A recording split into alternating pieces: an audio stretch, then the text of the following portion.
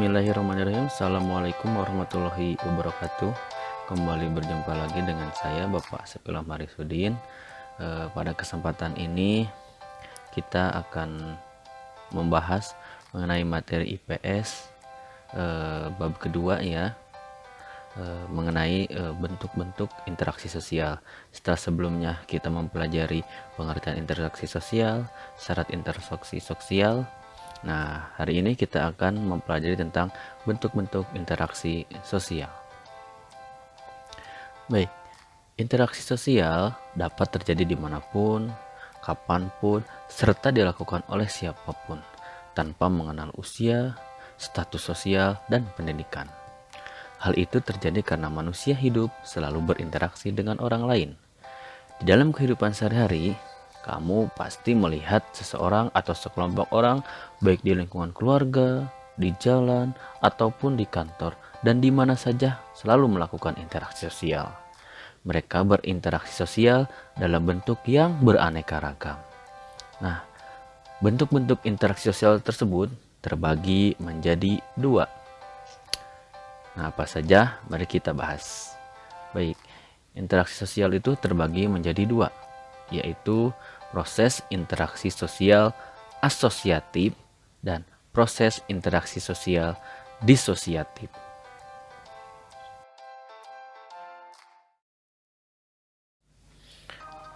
Proses interaksi sosial asosiatif.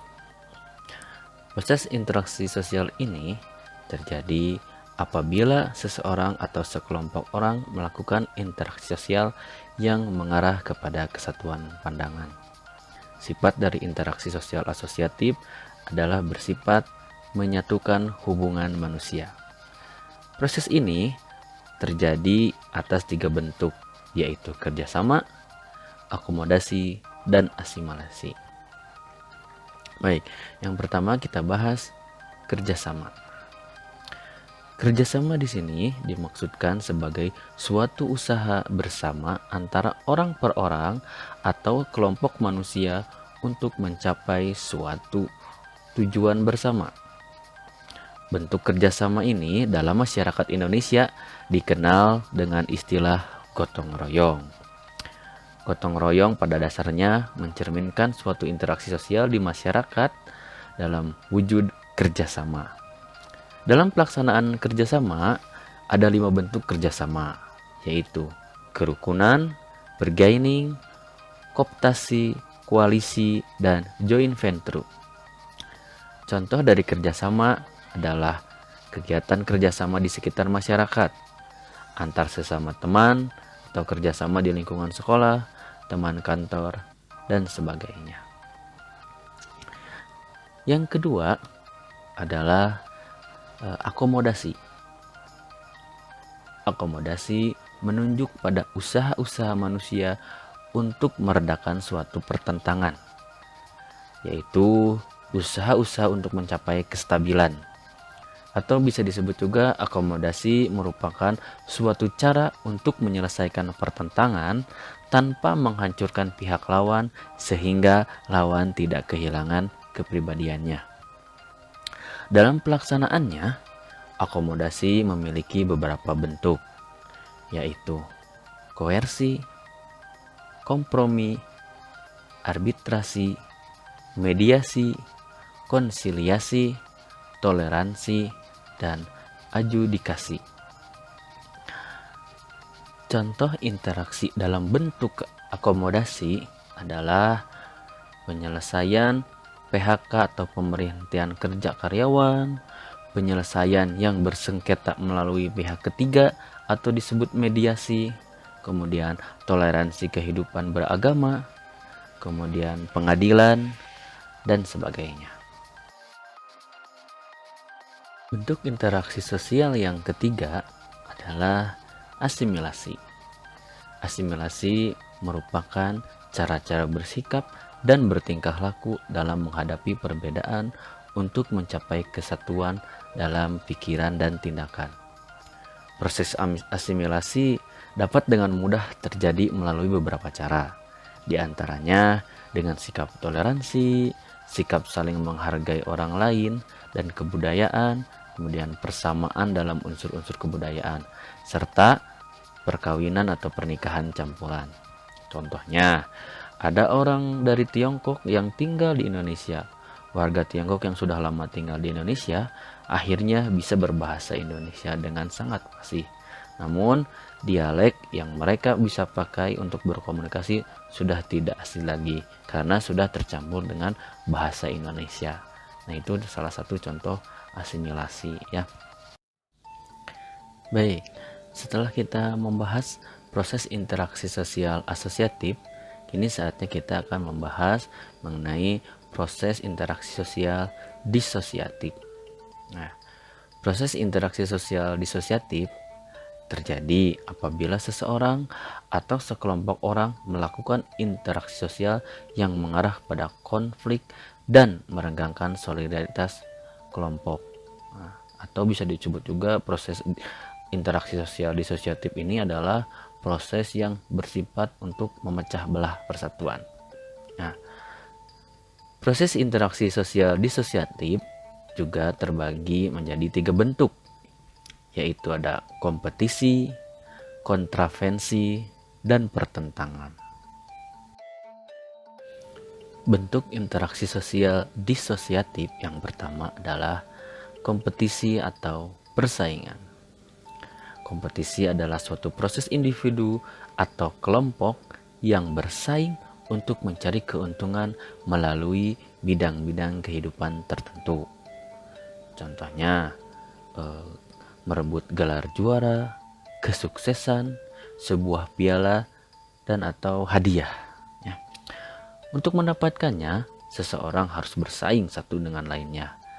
Dalam persaingan ini, ada 2 jenis, yaitu persaingan yang bersifat pribadi dan persaingan bersifat kelompok. Contoh kompetisi yang bersifat pribadi, misalnya pemilihan ketua OSIS, pemilihan penyanyi terbaik, atau pemilihan mojang atau jajaka di suatu daerah. Nah, kalau contoh untuk kompetisi atau persaingan yang bersifat kelompok, contohnya adalah pertandingan sepak bola, kemudian pertandingan bola voli, dan sebagainya. Bentuk interaksi sosial disosiatif yang kedua adalah kontravensi.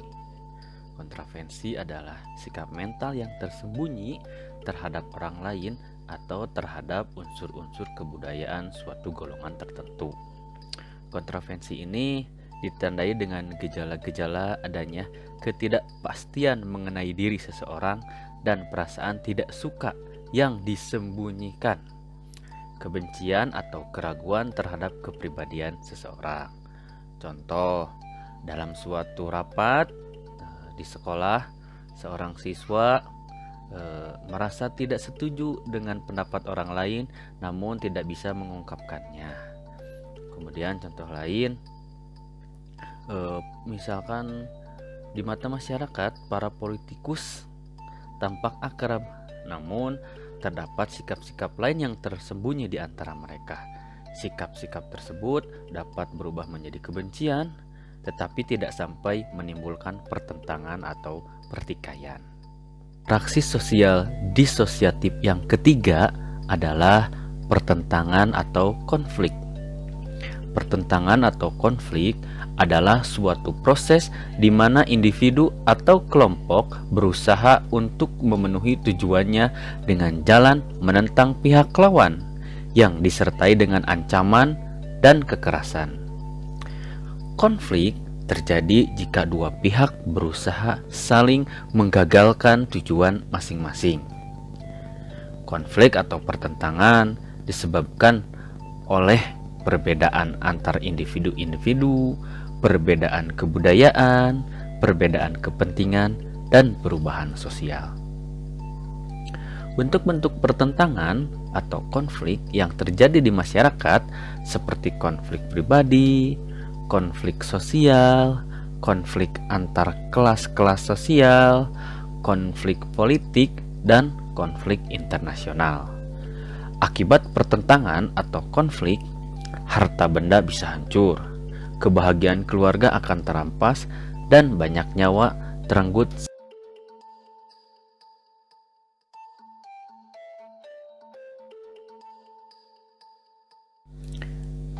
Baik, demikianlah pembahasan mengenai bentuk-bentuk interaksi sosial ya.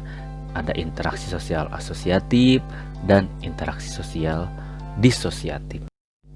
Baik, sebelum mengakhiri video, Bapak akan memberikan sebuah tayangan atau gambar ya. Silahkan dilihat gambarnya. Kemudian kalian identifikasi apakah nama dari gambaran yang terjadi pada tayangan tersebut.